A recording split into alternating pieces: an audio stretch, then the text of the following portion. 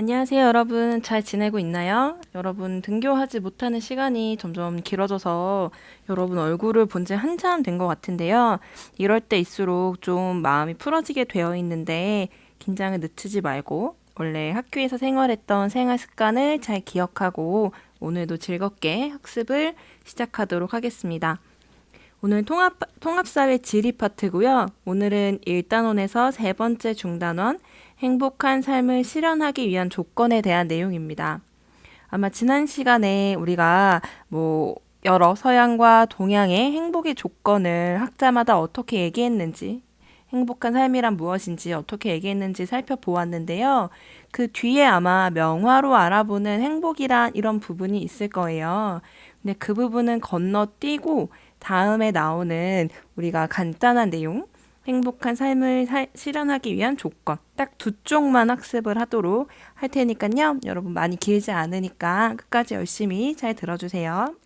자, 여러분 오늘 교과서 30페이지입니다. 지난 시간에 내용이 좀 많았죠. 그래서 이번 시간에는 첫 번째 과제가 여러분 마인드맵 하는 거 영상 보고 그게 이제 1시간 동안 하면 되는 거고요. 이번 주 과제는 딱 교과서 30페이지, 31페이지 학습지로는 7쪽의 내용이 되겠습니다. 7쪽도 여러분 그 아래 부분은 다음 6주차 과제로 할 거고요. 아니면 우리 만나서 수업 때 할 거고 그 윗부분에 있는 질 높은 정주 환경과 경제적 안정 중에서 질 높은 정주 환경 이 부분만 학습을 할 거니까요. 오늘은 그렇게 크게 내용이 많지 않을 거예요. 그럼 다 같이 교과서를 살펴보면서 내용을 함께 읽어보도록 하겠습니다. 자, 지금 여러분 보이는 화면에 있는 교과서는 여러분 보는 것과는 좀 다르죠? 선생님들이 보는 이제 참고용 교과서인데요.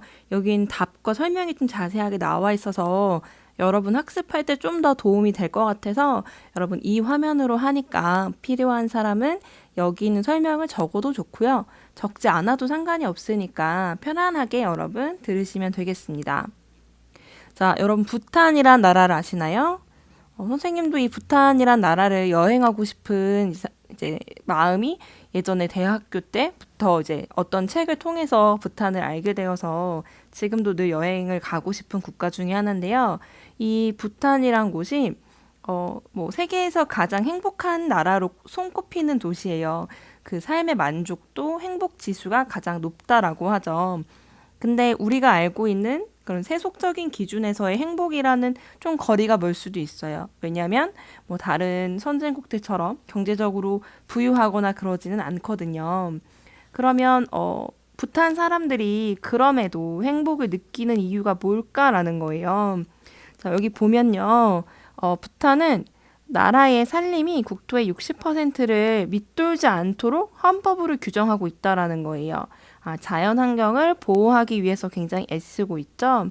그리고 경제적인 윤택함을 위해서 근대화를 서두르지 않는데요. 그리고 국민이 원하지 않으면 정책을 추진하지 않는다라고 하죠. 그리고 노숙자가 없고 어려움에 부닥친 이웃을 돌보아주는 공동체 문화가 있다라고 얘기를 하고 있어요. 이 부탄 자체도 우리가 막 여행을 가려고 해도 여행을 막 내가 원한다고 해서 무조건 갈 수가 없어요. 이제 국가에서 허가를 해주는 1년에 일정 인원수만 여행을 할 수가 있는데 여행을 하더라도 반드시 가이드를 동행해야 된다고 해요. 우리가 다른 데를 여행할 때는 가이드, 우리가 여행을 안내하는 분이 꼭 없이 자유롭게 여행을 하는 경우도 많은데 부탄은 국가에서 아예 가이드를 필수로 함께 다니도록 하는데요. 이는 이제 이 부탄의 자연 환경도 보호할 수 있고 문화에 대한 올바른 설명도 할 수 있다라는 거죠. 그래서 관광객이 지나치게 많아짐으로 인해서 발생할 수 있는 여러 가지 환경 오염 문제라던가 문화적 충돌 이런 것들을 방지하기 위해서 이렇게 국가에서 그런 관광 제한 정책을 펼칠 만큼 이 국가 국민들의 최선의 행복을 느끼기 위해서 굉장히 애를 쓰는 그런 나라입니다. 그래서 여러분도 이런 국가에 한 번쯤 여행을 가보는 것도 참 좋다는 생각이 들지 않나요? 그쵸? 자, 그런데 이제 우리가 이런 부탄의 나라와 같은 곳도 이제 보지만, 행복이란 얘기를 했을 때 그래도 행복한 삶을 살기 위해서 기본적으로 보편적으로 갖춰야 하는 조건이 그래도 있지 않을까? 이런 생각을 해볼 수가 있어요. 부탄이 갖고 있는 여러 가지 장점들도 있지만 전 세계가 모두 우리가 다 인정하는 행복의 조건이 있지 않을까. 그래서 그것을 이제 네 가지 정도로 여기 나눠주고 있는데요. 질 높은 정주 환경, 경제적 안정, 그다음에 민주주의의 실현, 도덕적 실천. 이 네 가지가 우리가 아마 이 행복의 보편적인 조건이 아닐까 이렇게 얘기를 하고 있는 거예요. 그래서 오늘은 여기 앞에 나와 있는 질 높은 정주 환경이 무엇인지, 이게 왜 갖춰져야 사람이 행복함을 느끼는지에 대해서 좀 더 알아보도록 하겠습니다. 자, 그리고 뭐 그 밖에도 여가와 문화생활, 그다음에 사랑과 존경을 나누는 인간관계 등 이런 것들을 고루 갖출 때 전반적인 삶의 질이 높아진다라고 합니다. 자, 그럼 아래에 있는 질 높은 정주 환경의 의미에 대해서 같이 한번 살펴보도록 합시다. 자, 여러분, 정주란 말 여러분 거의 잘 못 들어봤을 거예요. 자, 정주가 이제 한자로요. 여기 지금 나와 있죠? 정할, 정자에 거주할 주. 즉, 일정한 곳에 자리를 잡고 살아간다. 이런 뜻이에요. 그러니까 정주 환경이라는 건요, 좁게 얘기하면 그냥 주거 환경을 얘기하는 거고요. 넓게는 이 주거 환경뿐만 아니라 이 지역 주변의 문화나 여가, 자연 환경 등 일상생활의 전 영역을 광범위하게 이제 일컫는 말이라는 거죠. 여러분이 사는 곳이 미세먼지가 엄청 심하고 뭐 항상 교통에 소음이 들리고 그다음에 사람들의 인심도 나쁘고 경제적인 활동을 하기도 어려운 곳이라면 여러분 행복함을 느끼기 어렵잖아요. 그래서 지금 살아가고 있는 주변의 모든 환경이 잘 갖추어졌을 때 행복함을 느낄 수 있다라는 거예요. 자, 그래서 우리가 그냥 주거 환경 중에서 질 높은 정주 환경이란 뭐냐라고 했을 때 환경이 쾌적하고 그쵸? 공기도 맑고 미세먼지도 없고 자연 환경도 잘 보존되어 있고 이런 곳을 얘기하는 거예요. 그럼 여러분 속초는 어떤 것 같나요? 질 높은 정주 환경을 갖춘 것 같나요? 우선 환경적인 면에서는 잘 갖춘 것 같죠. 굉장히 쾌적하고 공기도 좋고 그다음에 굉장히 아름다운 자연 환경을 눈으로 직접 볼 수가 있잖아요. 그래서 이런 조건이 갖춰졌다라고 볼 수 있고요. 또 이것뿐만 아니라 생활에 편리한 시설을 갖추고 있고 그다음에 범죄율이 낮고 정치적으로 안정된 곳 이렇게 얘기할 수 있어요.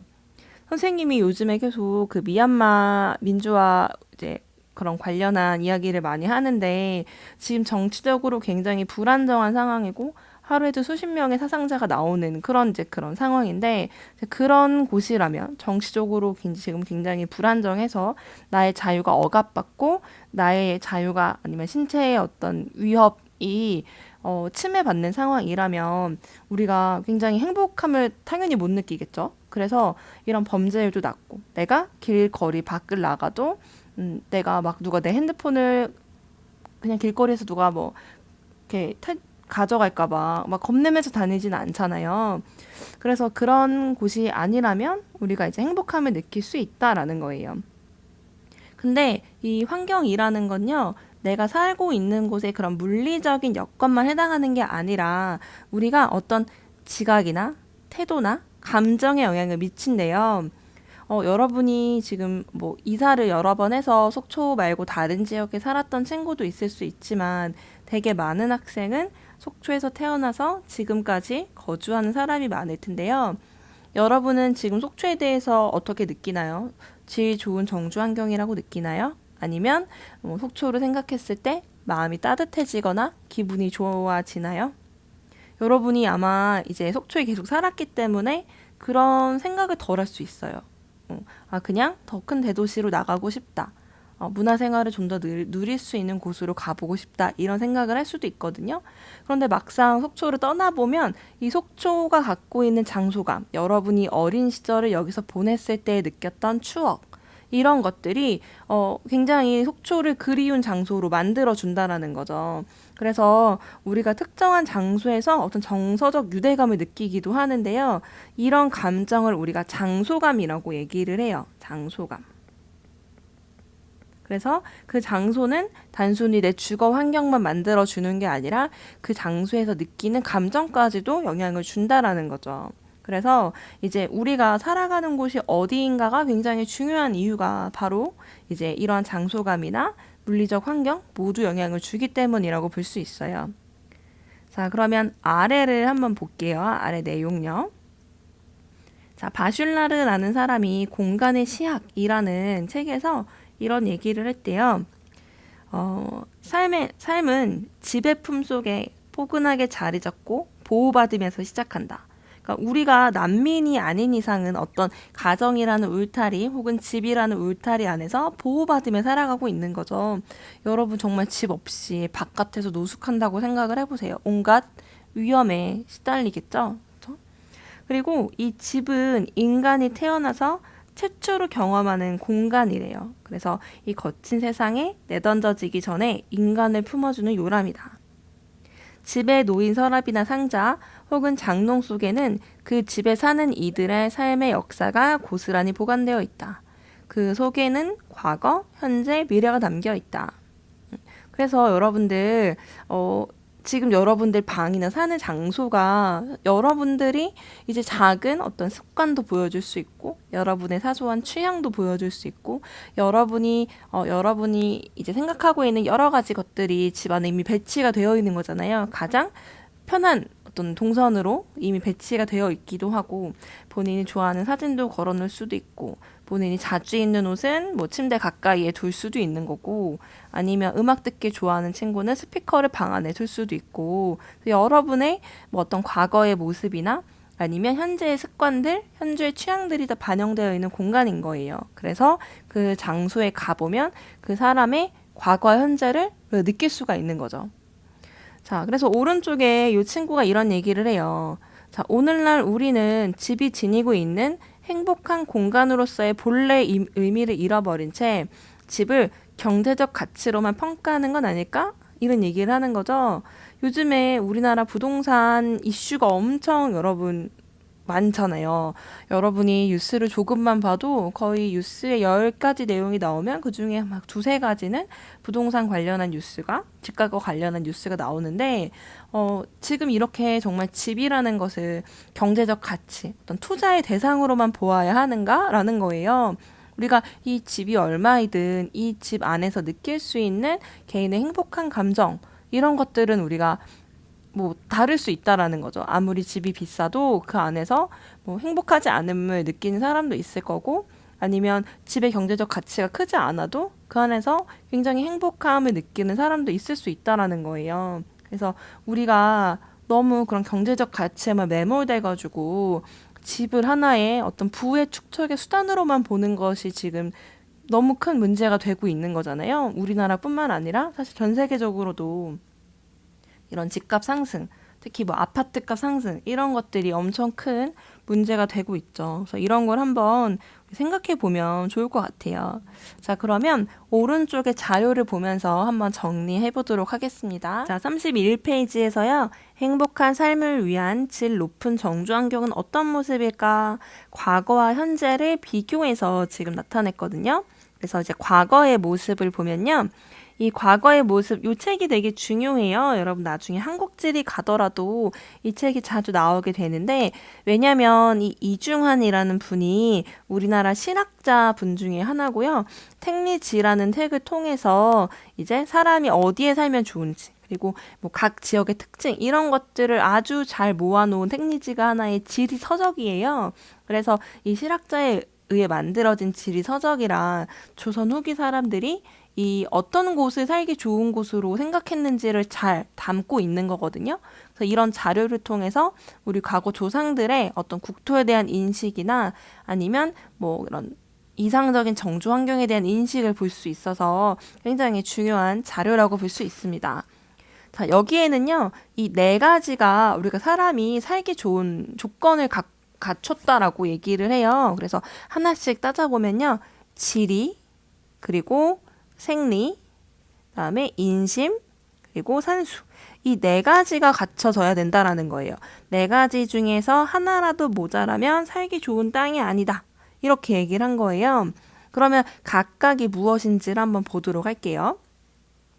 우선은 지리라는 말이 나왔는데요. 여러분이 여기 지리랑 산수를 좀 헷갈릴 수가 있어요. 근데 산수라는 거는 말 그대로 경치가 좋은 거예요. 빼어난 경치가 있는 곳. 속초는 이런 빼어난 경치가 있죠. 그래서 예를 들면 설악산이 있고 울산바위가 보이고 호수가 있는 빼어난 경치를 지녔으니까 산수를 갖췄다라고 볼 수가 있어요. 그럼 지리는 뭐냐면요. 여러분 풍수지리라는 말 들어봤나요?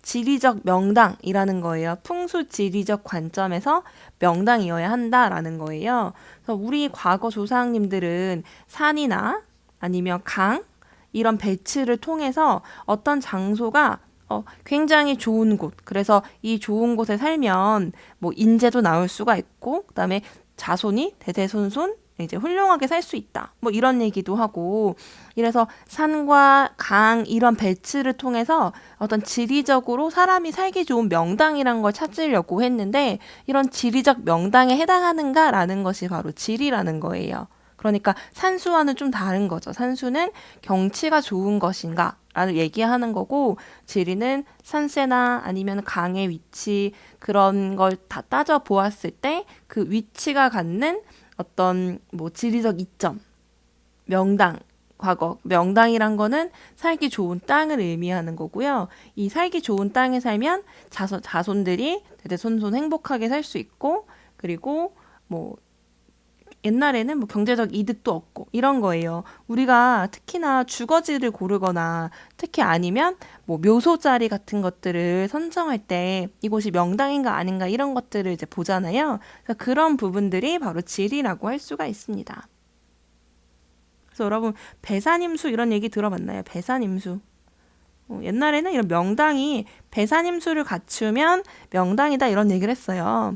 배산인 거, 배자는요 등배자예요. 등. 그리고 산은 산자고 임은 가깝다. 여기는 물. 그래서 이제 산을 등지고 앞에 물이 있는 요런 지역이 지리적으로 명당이라고 봤어요. 그래서 우리나라에 뭐 서울 같은 것도 보면요. 서울 뒤에 인왕산이 있고 그다음에 여기 경복궁이 있고 이 앞에 청계천이 흐르는 이런 형태의 이제 모습을 갖춘 곳이 이제 명당이라고 본 거거든요. 그래서 이런 게 바로 지리라고 할 수 있고요. 두 번째 생리라는 건요. 땅에서 생산되는 경제적 이익, 풍부한 산물이 좋아야 한다라고 얘기를 했어요. 그래서 생리라는 것은 경제적인 어떤 이득이 많이 나는 장소인가? 이런 것들을 얘기하는 겁니다. 그리고 이제 네 번째로 이제 나와 있는 인심은 여기 말 그대로 세 번째죠. 세 번째 나와 있는 인심은 말 그대로 이웃들 간의 정이 좋은 곳인가라는 거예요. 그래서 다시 정리해보면 이렇게 지리, 생리, 인심, 산수 이렇게 네 가지 조건을 얘기하면서 이런 네 가지 조건을 갖춘 곳이 이상적인 정주 환경이 되는 거다라고 얘기했다라는 거죠. 이게 과거에 생각하는 이상적인 정주 환경이었고요. 최근에는 이제 여론조사를 통해서 사람들한테 물어본 거죠. 거주지를 선정할 때 뭘 가장 중요시 여깁니까? 라고 물어봤을 때 사람들이 옛날처럼 뭐 이렇게 뭐 지리생리, 인심, 산수 이런 말을 직접적으로 쓰지 않았지만 되게 겹치는 부분도 많고 조금 다른 부분도 있어요. 자, 내용을 보면요. 이런 대중교통의 편리성, 그다음에 은행이나 병원, 공공시설 등 이런 편의시설과의 접근성을 중요시 본다라는 거죠. 그리고 공원 및 녹지 면적, 그다음에 적당한 주택 가격 및 주거 비용, 우수한 교육 여건, 직장과의 인접성 이런 것이 있대요. 그랬을 때 뭐 공원 및 녹지 면적 이런 것들은 여러분 산수에 해당할 수도 있고 그다음에 뭐 이런 직장과의 인접성 이런 것들은 여기서 보면 생리와도 비슷하겠죠. 그렇죠? 그리고 옛날에는 직접 그 지역의 산물을 채취하는 형태의 산업이 발달해서 생리가 매우 중요했다면 지금은 주로 그 지역에서 어떤 경제활동을 하기보다 주로 이제 다른 지역에 있는 곳으로 이동해서 경제활동을 하니까 자기가 살고 있는 그런 곳과 직장의 인접성이 중요하다. 이런 얘기도 많이 하는 거죠. 그래서 대중교통이 편리한지도 중요하겠죠. 이런 원거리의 직장까지 쉽게 이동할 수 있는지 이런 것들을 보기 때문에 자, 그래서 밑에 문제를 한번 볼게요. 여기 밑에 나왔네요. 풍수지리적 명당이란 게 뭐냐? 그렇죠? 우리 민족의 독특한 자연관인 풍수 사상에는 산을 등지고 이게 배산이라는 거죠. 산을 등진 걸 배산. 앞으로는 물이 흐르는 거. 이걸 임수라고 해요. 그래서 배산임수의 임지를 명당으로 꼽았다. 그래서 이상적 정주 환경의 공통점과 차이점을 설명해 보자면, 자, 공통점은 뭐냐? 우선 안정적으로 생계 유지를 위한 조건이 필요하다. 이거를 우리가 아까 택리지에서는 뭐라고 얘기했냐면 생리라고 얘기했었고, 또 심신의 풍요를 누리게 하는 깨끗한 자연환경. 이걸 택리지에서 뭐라고 했나요? 산수라고 얘기했었죠. 그리고 뭐 이런 걸 중요시한다라는 공통적으로. 근데 이제 차이점, 여기까지가 공통점이고, 이제 차이점은요, 가에서는 풍수사상에 근거한 지리를 중시한대요. 그리고 이웃 간의 정, 즉 지리와 인심을 중요시하는 반면에 오늘날에는 어때요? 오히려 치안이나 보건, 위생, 교육 서비스 등 이런 사회 문화적 환경의 필요성이 다르다라는 거죠. 그래서 우리가 이거를 뭐 표로 정리해 볼 수도 있을 것 같아요. 그냥 이렇게만 정리해도 되고요. 만약에 표로 정리해 보자면 뭐 여기가 오늘날, 과거를 써보고 오늘날 말고 이제 과거, 그다음에 오늘날이라고 하고요.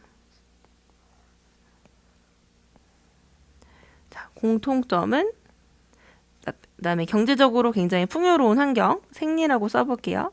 그리고 산수, 빼어난 경치, 쾌적한 환경, 이런 게 공통적으로 중요했고, 차이점은 과거에는 어떤 게 중요했어요? 풍수지리적으로 좋은 곳인가, 인심이 좋은 곳인가, 이런 것들을 본 반면에 오늘날에는 어떤 이런 사회, 문화적 여건 이런 것들을 더 중요시한다라는 거예요. 교통시설이라던가 병원과의 거리라던가 뭐 이런 것들을 더 본다라는 거죠.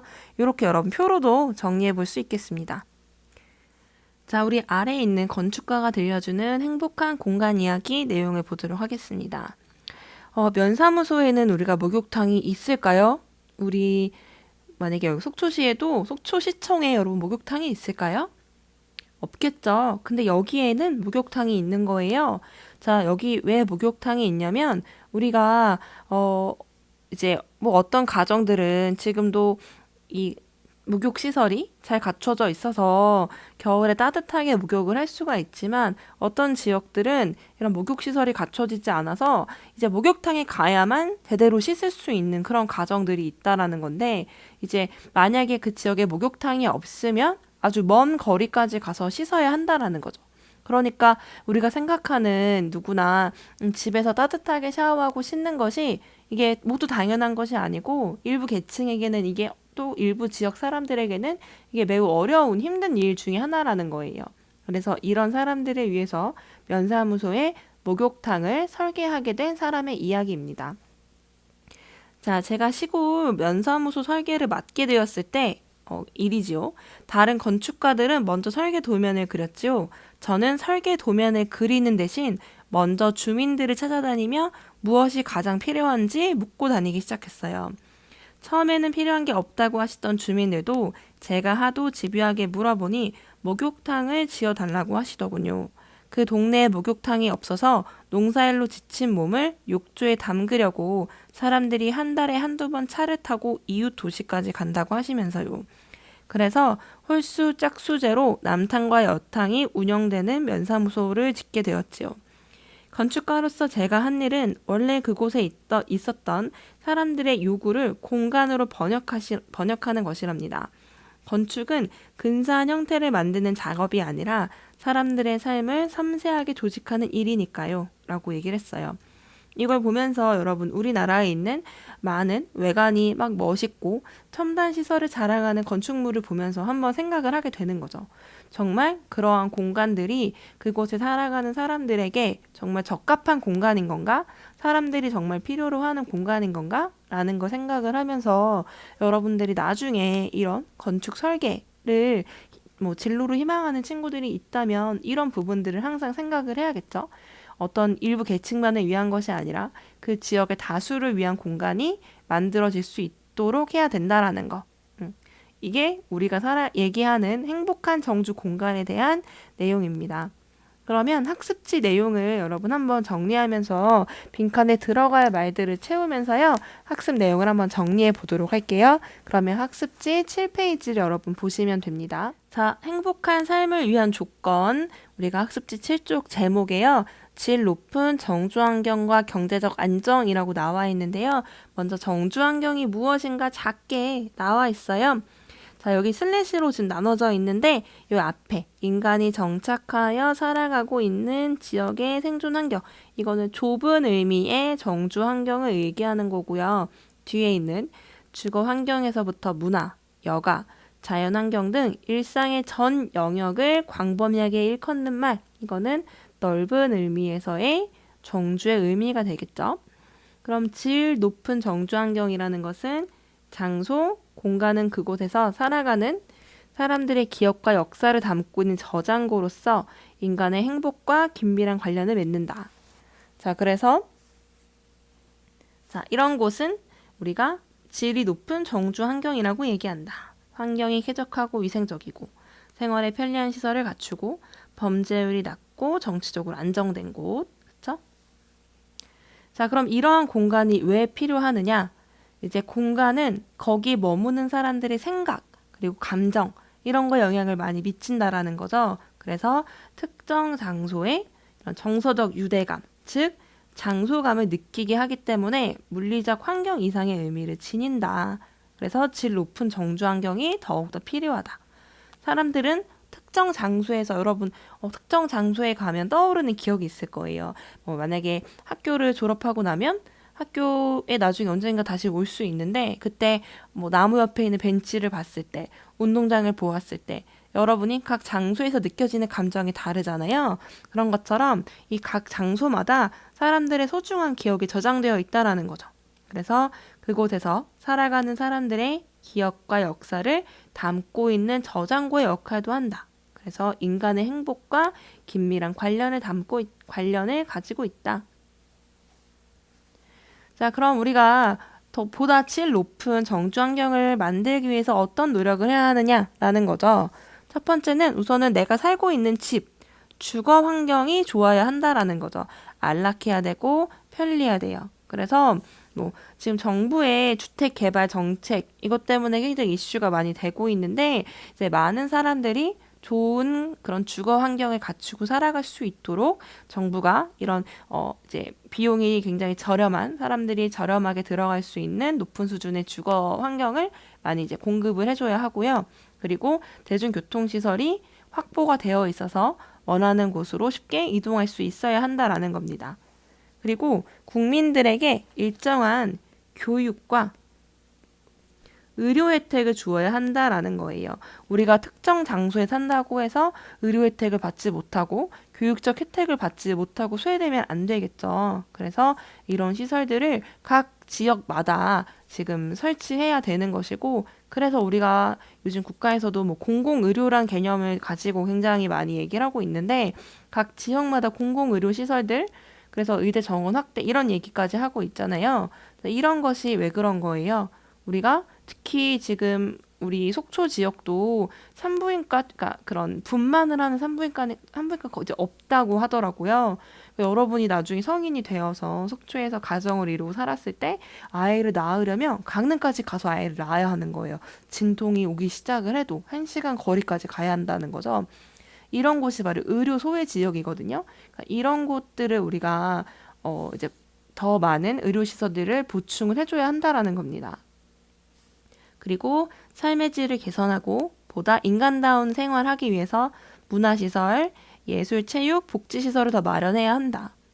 사실 정말 우리나라는 수도권 공화국, 서울공화국이란 말을 하잖아요. 정말 그 많은 우리나라 국민의 절반이 수도권에 거주를 하는데 그렇기 때문에 수도권에 많은 문화시설이 있어야 하는 것은 맞지만 그 이상으로 더 많이 집중되어 있다는 거죠. 상대적으로 그 수도권을 제외한 나머지 지역은 문화, 예술, 체육, 복지시설이 굉장히 이제 많이 부족한 상태일 수밖에 없어요. 인구도 적고 하니까.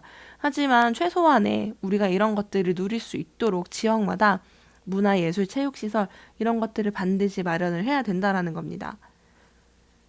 자, 그리고 인간과 자연이 조화와 공존을 이룰 수 있도록 생태 환경을 조성해야 한다.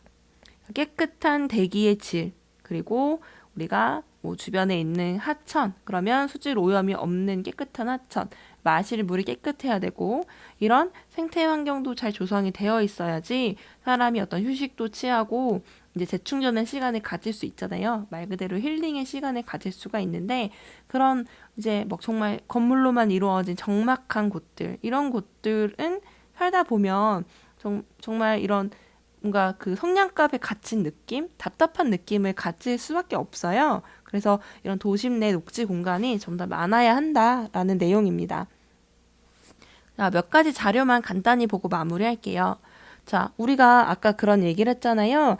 정주 환경 개선하기 위해서 우리가 교육과 의료 시설 혜택을 각 지역마다 줘야 한다라고 얘기를 했는데, 실제로 지역별 의료 격차가 엄청 지금 큰 거예요. 자, 그러면 2016년 국회 보건복지부의 분석 자료에 따르면요, 지역별 의사 인력이요, 지금 강원도 같은 경우에는 1.7명밖에 안 되는데, 서울은 3, 대전은 2.4. 주로 대도시에는 거의 2가 넘는 수치인데, 지금 강원도, 그다음에 충북, 특히 경북과 충남, 전남 이런 지역들은 지금 거의 1에 훨씬 더 가까운 수치인 거죠. 그래서 이렇게 지역별로 편차가 크다라는 걸 알 수가 있고요. 그래서 이런 것들을 개선해야 된다라는 거예요. 그리고 지역별 문화 격차를 보면 지역별 예술 활동 건수를 비교했을 때 이제 강원은 707건밖에 안 되지만 서울은 이런 예술 활동이 19,846, 거의 2만 건에 가까운 거죠. 엄청난 격차. 특히 서울, 경기, 인천이 수도권인데 이 세 군데를 합치고 다른 곳과 비교해도 엄청난 수준 차이가 난다는 걸 알 수가 있습니다. 그래서 이런 지역별 문화 격차를 줄임으로써 우리가 더 좋은 정주 환경을 각 지역에도, 각 지방에도 만들 수가 있습니다. 자, 오늘 내용은 아주 길진 않았죠, 여러분. 간단하게 살펴보았는데요. 여러분, 이번 시간에 조금 과제가 적었다면 그 앞에 못했던 부분이나 조금 이제 부족했던 부분들을 스스로 복습을 하고 이 내용들 여러분 다시 잘 읽으면 되겠어요. 우리는 다음 주에 만나기를 기대하면서 오늘 수업은 여기까지 마치도록 하겠습니다.